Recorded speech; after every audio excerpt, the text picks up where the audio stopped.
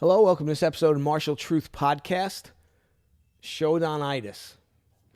Before we move forward with that, please, if you like the podcast, click that like, share, subscribe button. Consider becoming a monthly member. Past 15,500 subscribers. Great, appreciate it. Appreciate all of you that subscribe to the channel and watch the channel. Again, if you have any suggestions about things you'd like to see, please drop me a line and let me know. Consider becoming a monthly member. We're up to about 140 monthly members, which is fantastic. And I'm just going to keep going forward with different things. All right. And I'm glad people seem to like it. I enjoy doing it. So we'll keep going forward. So let's talk about Shodanitis. So what's Shodanitis? This is a term I came up with years ago. For the guy that makes black belt, he goes through his black belt test. He makes black belt. And then all of a sudden, he stops training. Either immediately quits, or it's a slow and steady decline. He's coming less and less. Oh, yeah, it's like his whole energy was focused on getting the black belt. And now he got the black belt, and now I'm good. I don't have to do anything else. Whereas those of us that are doing this a very, very long time, right, we realize that the black belt really is just the beginning. When you make the black belt, that's the time where, okay, now I can relax. Now my belt color is never changing. Yeah, forget about the red and white belt and red belts. Again, I wear a black belt in the dojo. I don't wear a red belt.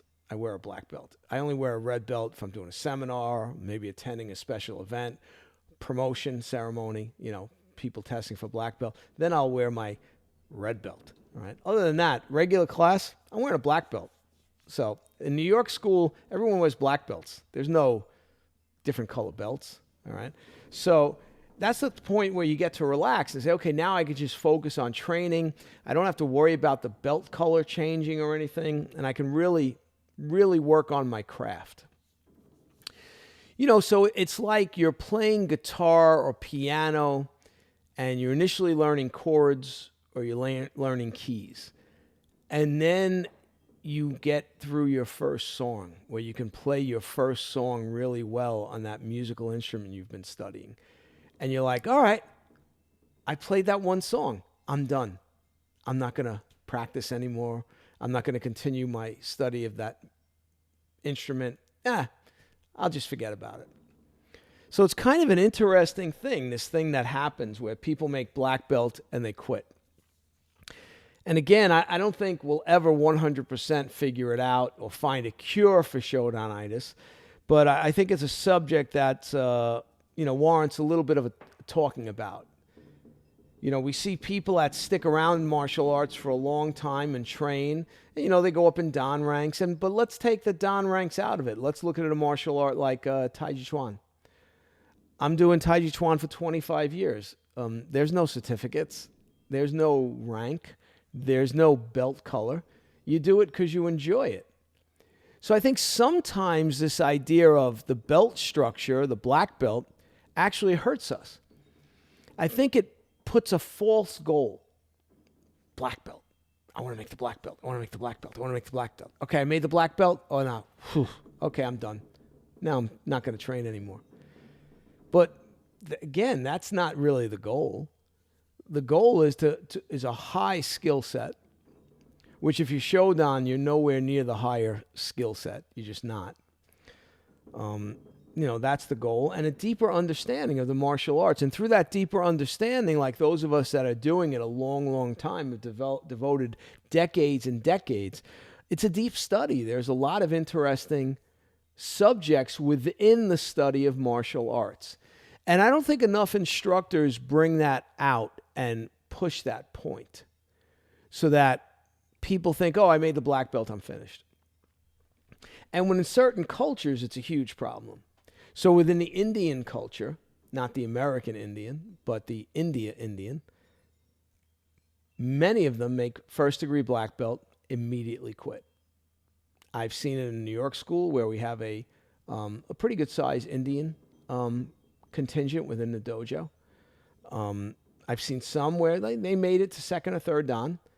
Then life got in the way and they dropped out. But we've seen plenty Black belt, quit. Black belt, quit. Okay. And again, a lot of it's on the parents. It's a cultural mindset. Well, my son's here to get the black belt. Once he gets the black belt, that's it. I'm not paying anymore. He's finished. My student in London, who is in a Tamil community, an Indian community, right? Sri Lankan community, he has a very hard time keeping students past teenage years. And he's got to figure that out. Because again, what happens is they make Shodan, they quit. Maybe they make it to Nidan, they quit. All right, but why aren't the parents saying, well, that the headmaster of the school is 6 Dan? Don't you want to try to get to Godan? Don't you want to try to, move up and keep moving forward? So, I equate it to you're working at a job and you get promoted at that job. And with that promotion comes a nice raise. And then you say, all right, I'm done. I'm not going to work any harder. I'm not going to try to advance any more in the company. I'm not going to try to move up that ladder and get more promotions and get more raises so I can provide for my family. Nah, that one promotion's enough. I'm done. I'm just going to sit here and chill out. And there's people that do that are very content to make it to a certain point within their work environment, and then they just stay there. And within the police department, we saw this. We saw guys that only were police officers their whole 20-year career. They never moved up. They never went to anything else. And the real example is the police officer that's on patrol for 20 years. That's all he does is patrol. And don't get me wrong, there are guys that love it. And if you love it and that's what you want to do, great, okay? But, you're limiting yourself. There's so many other units you can go to where you don't have to get promoted, but you go there and you can work and do different things, experience different aspects of police work. I was lucky. I retired a second grade detective, which is the second highest rank of detective you can make. Again, so I was lucky. I worked hard and I managed to get that position, which is great because it made my pension better when I retired, helped provide for my family more. My salary was higher. So it was great. The funny thing is with martial arts is there's no salary enhancement when you go up in grade. It's really just a personal thing, which is, I think, something in modern society, I think we kind of have a tendency to not think is important. Well, why is this personal goal important? Well, I can play chopsticks on the piano, but, I want to be able to play Tchaikovsky or Mozart on the piano. That's a goal. I want to be able to really do that, right? So it's the same thing. I would look at the films of the founder of Ishinru and other senior Ishinru practitioners. Boy, I want to be as good as they are. I want to be better than they are. I literally would say that in my head. I'm going to be better than they are. And that's a hell of a goal to set. And I'm still striving towards that goal, right? Like I'm never sitting back going, I'm good enough, right? So the problem is we see the quitting at Shodan. It's something we want to try to figure out and come to grips with. In some instances, I think we put too much emphasis on Shodan. We make Shodan a big thing. My first instructor, when I made Shodan, they had a party afterwards, made it a big, huge thing. Me being a martial arts lunatic that I am, I never even thought about quitting. I just kept on plugging along. But, I'd been told my whole early career in martial arts, you really begin to learn at Shodan. And I made Shodan and there was nothing. I wasn't being shown anything. And then luckily a couple of the senior black belts in that dojo, they were nice enough to teach me the rest of the Ishinru kata and show me some stuff. But the head instructor, there was nothing more. There was no him taking me on the side, showing me high-level body movement, body mechanics, showing me more, high-level techniques. Nope, nothing. You train under me in my dojo, you make black belt? No, you're starting to learn things. Now, okay, you made black belt? Okay, now we're going to start really working on your body mechanics. Now you've got the basic level. You've got the entry-level skill set. Now we're going to bring it up. And that's, I think, something that's important. I think a lot of schools are lacking. I said a lot of schools are mediocre, including in the Ishinru community. A lot of schools, the instructor doesn't lead by example. So, again, you look at the instructor and you're thinking, oh, he's okay, but maybe he's overweight. He doesn't move as well as he used to. And if the guy's a lot older, different story. I mean, even me, I'll be 62 soon. Luckily, I've able at this point to maintain my physical ability, but I'm sure at a certain point I'll begin to slow down a little bit. I won't be able to move as fast as I'm moving now, and that's life. But there'll still be a knowledge there where I can teach you to do things at a crazy high level, and that's my job. But if we make Shodan such a big thing, maybe we're one of the reasons that people quit at Shodan. So what we decided in my school, and what I decided was I made Shodan not a big deal. You came in, you had your Shodan test, your Shodan initiation, whatever you want to call it, and you got promoted. We handed you the black belt. People shook your hand, and then we said, all right, see you at class, and everybody goes home. We don't go out to dinner afterwards. We don't have a party afterwards. Everyone goes home. All right, the real work starts on Monday's class. Now you Shodan. Okay, now when you come on Monday, now we'll start going through your kata again. Now we'll start elevating all your movement, all your ability. Okay, right. Now the guy comes in. I'm showing him stuff. Wow, okay, I didn't know that you could do this move in the kata like this. I didn't know I could do this. Okay, yeah, right, because you were learning the basic level, the entry-level skill set. Now we're bringing it up. So we've got to figure out a way to prevent this Shodanitis. We want people to stick around a long time and come to understand how deep and vast these martial arts are that we study. And if you're in a community like the Indian community, you guys have got to wake up. Your parents got to wake up. All right? This mindset of, oh, he's gotten the black belt, we're finished. No. What message are you sending to your child? And, even out here, I had a situation in Arizona where I had a child that was a month away from testing for Shodan. A month away from testing for Shodan in Mariyoshi Kobudo. Quits. 13 years old, parent lets him quit. Okay, so what message are you sending to your child? He's close to success, and you allowed him to back off from it. So are you sending the message to fear success? Well, I'm afraid. I'm afraid to take the test. I'm afraid to do that. Okay, well, then you can just quit. All right, I don't think that's something as parents we want our children to get into a habit of doing. So, again, we want to make our children, we want to challenge them. If they come to us and say, well, I'm afraid about taking the test, you have to say, okay, it's okay to be afraid. It's okay to be afraid. But you have to go there and face your fear. Because if we don't face our fears, we have a problem. All right. So again, you're working hard. Your boss comes to you and says, hey, you keep up this good work, I'm going to put you in charge of the division. You're going to be in charge of everybody here. And the guy goes, oh my God, I'm going to be in charge of everybody? Oh, I'm afraid of that. All right, I'm going to back off. I'm not going to work so hard. I want to make sure I don't get that promotion. Not a good idea to foster that in our children.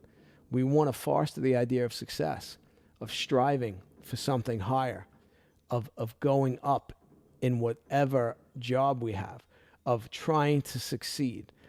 It's like the musician that first starts learning the piano, learns their first song, and then quits. No, you want to move on from there. Okay, well, I got that song. Now I want to learn a harder song. I want to be able to do even better. So it's important we try to figure out the best way to work this whole rank thing. And again, the genie's out of the bottle. We're not putting it back in. All right, but it's interesting in Tai Chi, we have a lot of people that practice for years and years and years, and the only reward is how they feel while they do it. Oh, I feel like I'm getting better. Oh, I feel my health is very good. Wow, this has been really good for my health. Oh, karate's been great for my health. Okay, unless it hasn't been. Right? So another thing we need to keep an eye on. So Shodanitis, sadly, is a real thing. I mean, I know plenty of other instructors have complained about it. Well, the person makes black belt, they quit. They get close to black belt, they quit. All right? They last a year after they make black belt, they quit. So some of the things we have to ask ourselves why this is. And I'm curious to see what your ideas are. So hopefully you'll comment in the comment section of why you think people quit, why they don't quit, why they stick around long term. But I think, again, this is a subject that's important because martial arts isn't like sports. So in sport, especially if you're doing competitive sport. So if you're doing competitive, football, tackle football, at a certain point, you're not going to be able to do it anymore because you're just going to be getting hurt too often. You can play sports competitively, but not within the same age bracket. So if I'm 62 and I'm going to play competitive, let's say baseball, I'm going to be able to play against 24-year-olds? No. When they hit that ball, no. When they throw that ball, no. But in New York, I've seen leagues where they have senior citizen baseball leagues where the guys are in their 50s, 60s, 70s, and they're playing baseball. And they adjust to it. Okay. So again, it can be done. But martial arts is not a sport. So this is one of the things you want to realize. If you're referring to martial arts as a sport, no. Martial means military. So it's a military art. And what's happened is martial arts have become a way of life. There's a deep philosophy. There's all these deep concepts that are within it. There's this deep morals, all right? If you're training in serious martial arts. If you're just worrying about fighting and that's all you're interested in, well, yeah, then that's no different than the UFC. And how many old UFC fighters do you see? Right. None. Same thing. How many old boxers you see? None. And there's a reason for that. As we get older, we can't go up against those younger guys within a competitive arena. As an older guy, skilled in fighting arts, can I defeat a much younger man? Of course I can, but there'll be no rules. So again, we want to figure out how we can keep people long term. We must push the health benefits forward, the philosophical benefits, the vast study of martial arts. Don't make it only about competition. If it's all about competition, your students are going to quit eventually because they're going to get tired of the competition. I mean, look, I see some older guys in their 50s, 60s, 70s still going out and competing in karate tournaments. Always my initial reaction is, why? But again, if it brings you joy, go out and do it. I'm all for joy. But the majority of people do not want to be competing in karate tournaments as they get older. So we need to foster the idea that karate is a deep study. And it's a deep study that encompasses a lot of different subjects. And we want people to understand that. And if we push karate as a way of life, as a serious study of life and death, because if you're doing real martial arts, some of the techniques and things you're teaching are very dangerous. So you have to have that strong moral core. And if we can make people realize that and make the study very interesting. Sport karate is a very, very narrow subject. It's a narrow subject. Karate is a vast subject. We need to bring that vast study back, not limit it to this small band of sports competition. So, and again, my dojo is not a competitive dojo. We don't do tournaments. So why do we sometimes get people that quit right after they make Shodan? So this is why it's an interesting subject, because it's I'm curious to see what other people think. So, going forward, it's something, I'm always talking about. And in New York, next weekend, we have 4 teenagers testing for Shodan. And all these teenagers started as young kids. So they're all going to test for Shodan. 3 young males, 1 young female. And we'll see. Hopefully they stick around afterwards. But who knows? Maybe they make Shodan, they quit. And if they do, well, they'll miss out on a lot. And only someone that's been training as long as I have can realize that. If you quit after you Shodan and you say, I don't miss it. I didn't miss anything. Sorry, you're incorrect. You missed a lot. And those of you out there, if you're watching this and you're not doing martial arts anymore and you say to yourself, I've always wanted to really get back into it, Well, then get back into it. I've had students come back after 25 years. Okay? Life happens. Things come up. You leave, right? Life throws you curveballs. But you can come back. You can continue to train. You know, and even if you quit after Shodan and you're a little embarrassed because you quit after black belts 10 years later, you want to come back? Well, come back. Say, listen, I realized I missed this. I want to train. Okay, well, the door's open. Come on in. But we really should look at it and try to figure out what's going on and why people quit and why people are sometimes afraid of success. And, you know, parents, your job is to raise a tough kid. Life is tough. Life is competitive. It's tough. The work environment's competitive. There's other people trying to do your job better than you. You've got to show that you're better than them so you can move up the ladder. And if you allow your children to quit things at the slightest bit of adversity, okay, I haven't gotten a hit in 3 baseball games. All right, little Johnny, if you want to quit, you can quit. No, right? You know, we taught our children to strive. And if you work hard, you succeed. And having had a son that became a professional baseball player and played in the minor leagues for a few years, I saw the work he put in, the kind of drive he had to have. And I think that's the important thing we need to push here so people don't quit right after they make black belt. Don't make black belt an end. Make black belt the beginning. Make them realize how much more there is. You know, if you're someone watching this and you're a qiut student and you know you're going to be testing for black belt at some point, well, if you have senior black belts in your dojo, look over at them and say, wow, why is this guy trained for 30 years? And maybe go over and ask him and say, hey, you know, I'm going to be testing for Shodan in the next year or so. And I just wanted to ask you, why do you keep doing this? Like, you're doing it 30 years. Why do you keep doing this? You know, the answer might surprise you. It might surprise you and make you go, oh, okay, I didn't think of that. And maybe as senior black belts, we need to talk about that more for the class. Explain to them why we're training so long, why we want to keep doing this, why we love it so much. And I think maybe that's something we neglect sometimes and something we have to push towards the student. So let's try to cure Shodanitis.